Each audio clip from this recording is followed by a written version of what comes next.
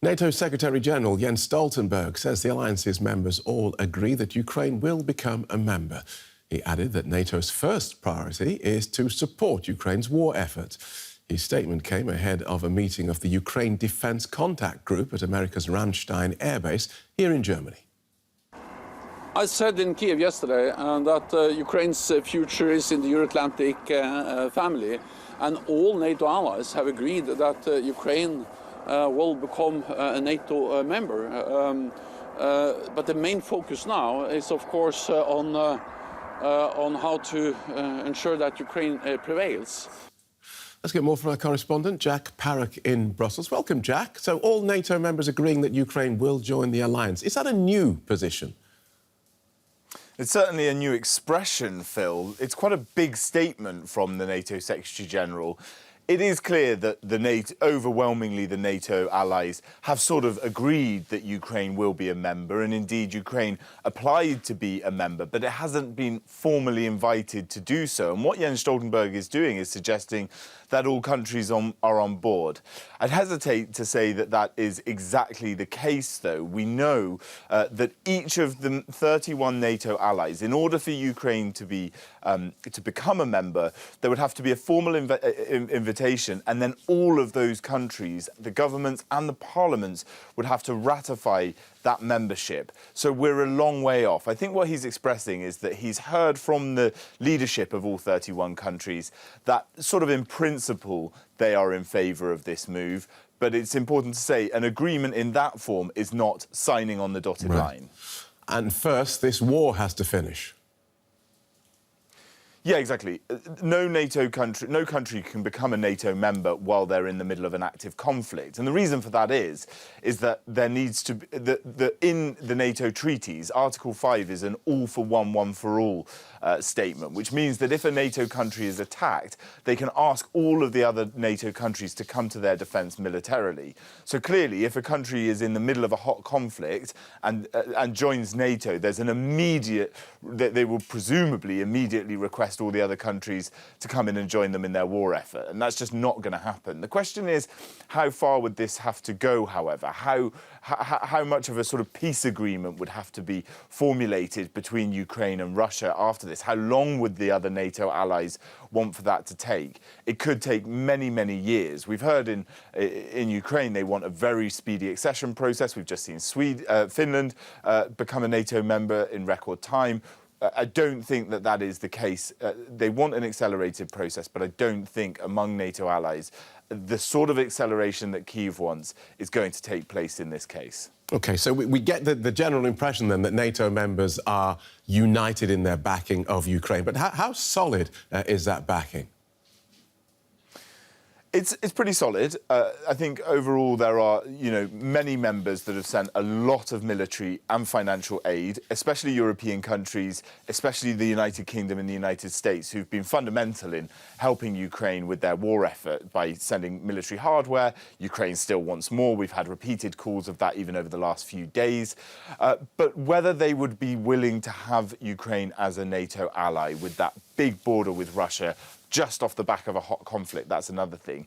It's important to say as well, when we look at Ukrainian accession into the NATO military alliance, for instance, Finland and Sweden applied at the same time and got invited to become members at the same time. Finland joined a couple of months ago, but Sweden is still being blocked by Turkey. Turkey accuses them of harbouring Kurdish fighters, which Turkey sees as terrorists. And so there's a long process. There's also a Turkish election next month. There's a US election next year, and the change of a president in the White House can create a huge shift in the political thinking of the NATO military alliance as well. So there's a long way to go before all countries are on board, before that formal invitation is in place, and before Ukraine would ever become a NATO ally, I think. Thank you for that, DW correspondent Jack Parrock in Brussels. Well, of course, Ukraine has long made clear its ambition to join NATO. Here's our correspondent Matthias Bullinger in Kyiv.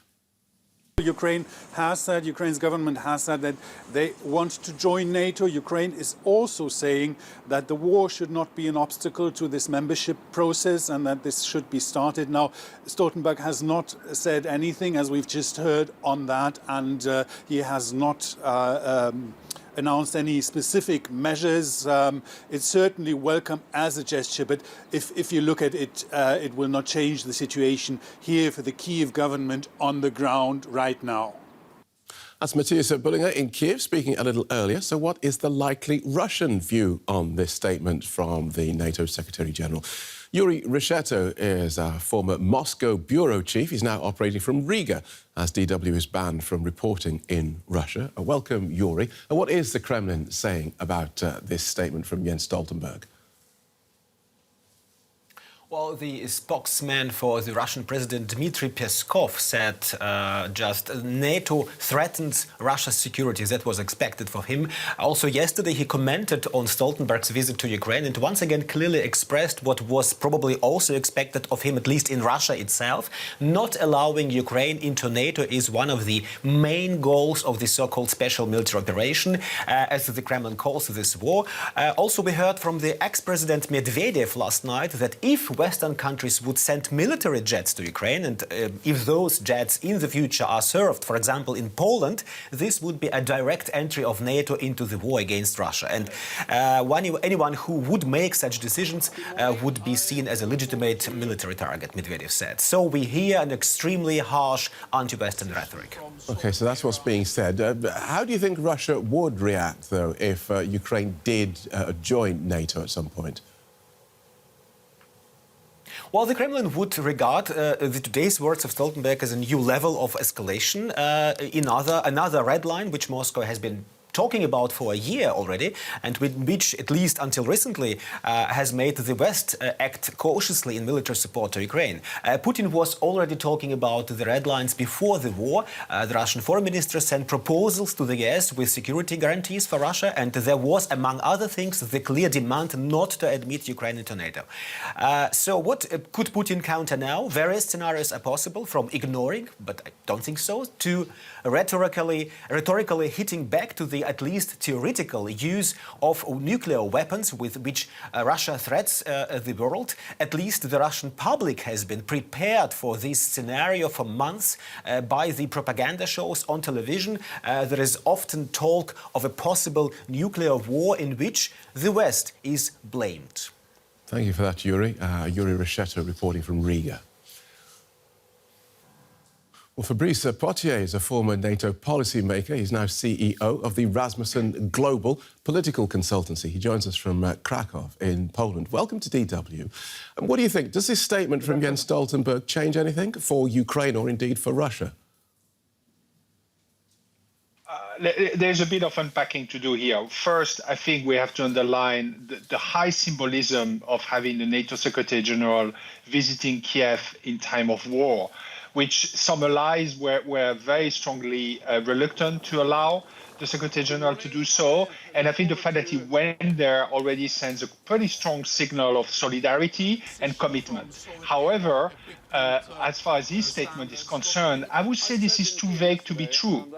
If I were the Ukrainians, I will say, well, I think you're trying to stretch the confine of what's been allowed and what's been said for the past few years. And what is expected now, there's a new sense of urgency and I would say sense of necessity in Ukraine and elsewhere around Europe that actually joining the alliance should not be something you get at the end of the war. It's something that helps you to end the war. And this is a very, very big difference with what Mr. Stoltenberg said. And there's also this idea that, well, certainly given that NATO proximity was one of Russia's pretexts for launching this war in the first place, isn't Ukraine's membership of the alliance, or not, likely to be conditional on the terms of any peace deal? Of course, it can be conditional on the security situation and how the security situation evolves, and it's obviously conditional on the territorial question. But you are speaking from Germany, which actually joined the alliance in the mid-50s, and yet did not have what you could call a full territorial integrity because some part of Germany were actually Eastern Germany. And this had been actually, it was the Adenauer doctrine of joining the alliance despite the fact that there was not, in a way, the full political unity of the German nation. And so I think Germany is a very good example of how you can square the question of NATO membership and the question of territorial integrity over time. That's very interesting. Thank you for that. In a moment, I'd like to ask you about the latest items on Ukraine's military wish list, modern fighter jets. First, though, we'll take a look at the Soviet-era MiGs that are being delivered, and then we'll come back to you. This is a Slovakian MiG-29, the model that was once the pride of the Soviet Union's Air Force, on its way to Ukraine last month. The MiG-29 came into service in 1983. At the time, a rival to US-built F-16s, a product of the race to rule the skies during the Cold War. Ukrainian pilots are already trained to fly the planes. So in theory, they're ready to go. On paper, the MiG-29 looks impressive. It can max out at 2,400 kilometers per hour. Its range is over 2,000 kilometers, and it can fly up to 18 kilometers altitude. Ukrainian President Volodymyr Zelenskyy says he's thankful, but that Ukraine needs much more. I'm grateful to Poland and I'm grateful to Slovakia for their decisions on MiGs for Ukraine. This will significantly strengthen the defense of our sky. But we need modern aircraft. And this is exactly what we've been saying. Is there a rational motivation for the delay in providing modern aircraft? The word modern is the key here. Russia has been using a range of attack aircraft in Ukraine, some developed decades after the MiG-29. To top that off, many of the Polish and Slovak planes headed to Ukraine now are in bad condition. They may end up being used to provide parts to repair Ukraine's existing air force. Kyiv has previously called for a fighter jet coalition for Ukraine, which would use newer planes made by different NATO countries. That may still come, but for now, the MiG-29s will have to do. So Fabrice Potier from Rasmussen Global, we have Jens Stoltenberg saying today that the alliance's immediate priority is to support Ukraine's war efforts. Do you think that means Ukraine is likely to get the modern fighter jets it wants? I hope so, but the issue here is we are managing this war with 3-month cycles. And we are doing a kind of incremental management of the war, which in my view means we are not taking seriously this war, because if we wanted the war to come to an end as soon as possible, which I think is the wish of the Ukrainians first, but obviously also of the NATO citizens and leaders, then we should provide Ukraine with everything it needs to finish the job. And I think this incrementalism is self-defeating. So it's very good that every 3-4 months we are meeting and trying to solve the next capability commitment. But the problem, there is always that gap where then the Russians move in, reinvent some sort of way to attack cities and population, and we're always late by 3 or 4 months. And I think we need to correct that with an open-ended long-term commitment to Ukraine's own defense. And until we do that, I think we will have to always sign a check every 3 or 4 months with all the political gesticulations that we see. Right, so it sounds like you don't think Ukraine currently has what it needs for this coming spring offensive to be successful. It has what it has, and it will make the best out of it, especially because of the commitment and the bravery of its servicemen and women, quite frankly. But if we look at the gear, indeed, what we have provided, the West, is very substantial. But if you look at the adversary and the tactics used by the adversary and the defensive lines of the adversary, especially in the south, it needs much more. And fighter jets are critical to be able to prosecute an offensive in the best possible conditions and with the least possible attrition of artillery, of vehicles, and most importantly, of men and women. It's very interesting and very clear. Thank you for that. Fabrice Potier from Rasmussen Global.